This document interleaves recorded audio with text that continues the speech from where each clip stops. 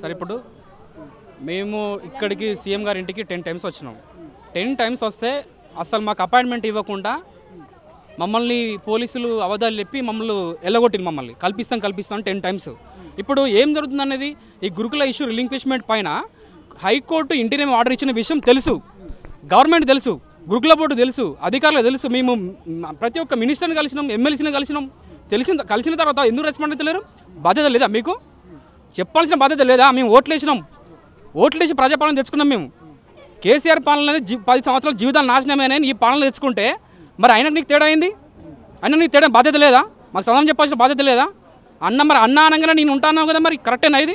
ఒకసారి ఆలోచించాలి రేవంత్ రెడ్డి గారు, మీరు మా గురించి ఆలోచించాలి. ఇక్కడ 3,000 కుటుంబాలు ఇక్కడ రోడ్డున పడ్డాయి. ఇక్కడ మీరు మాకు న్యాయం చేయాలి. ఏం జరుగుతుందన్న విషయం ఇష్యూ తెలుసు గవర్నమెంట్కు, తెలిసినాక ఎందుకు రెస్పాండ్ అవుతలేదు? ఇవ్వనని చెప్పండి, డైరెక్ట్ ఇవ్వనని చెప్పండి. మా ఉద్యోగాలు మేము వేరే ప్రైవేట్ ఉద్యోగాలు చేసుకుంటాం. బాధ్యత ఉందా లేదా గవర్నమెంట్కు? ఇదేనా ప్రజాపాలన అంటే?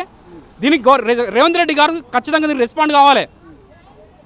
ప్రతి ఒక్క మినిస్టర్ని కలిసినాం, ఎమ్మెల్సీని కలిసినాం, వాళ్ళు రెస్పాండ్ అవుతలేరు. బల్మూరు వెంకట్ గారిని కూడా కలిసినాం. బల్మూరు వెంకట్ గారు ఎలక్షన్ల ముందు ఒక విధంగా మాట్లాడి, ఎలక్షన్ అయిపోయిన తర్వాత ఒక విధంగా మాట్లాడుతున్నాడు. ఎలక్షన్ల ముందు ఒక విధంగా, ఎలక్షన్ అయిపోయిన తర్వాత ఒక విధంగా. ఎలక్షన్కు ముందు ఏం హామీ ఇచ్చారు, ఎలక్షన్ తర్వాత ఏమన్నట్టే ఆ క్యూ న్యూస్కి అటెండ్ అయ్యి తర్వాత మేము పర్సనల్గా కలిసినా కూడా ఖచ్చితంగా మీకు న్యాయం చేస్తాం, రిలింక్విష్మెంట్ ఇప్పిస్తాం, మేము న్యాయం చేస్తామని చెప్పేసి మాట్లాడడం జరిగింది వెంకట్ గారు. ఇప్పుడు అంటున్నారంటే ఇప్పుడు ఎలక్షన్స్ అయిపోయిన తర్వాత నేను ఒక ఏజెంట్ని మాత్రమే ప్రభుత్వానికి, మీకు మధ్యలో నా చేతులు ఏం లేదంటున్నారు. ఎంతవరకు న్యాయం అని ఒకసారి ఆలోచించవాలి వెంకట్ గారు. తీన్మార్ మల్లన్న గారిని కూడా ఇంతవరకు కలవడం జరిగింది. తీన్మార్ మల్లన్న కూడా ఆయన వాయిస్ ఆఫ్ పీపుల్, ప్రజల గొంతుగా అని చెప్పేసి మేము బలంగా తీన్మార్ మల్లన్నకు ఓటేసినాం.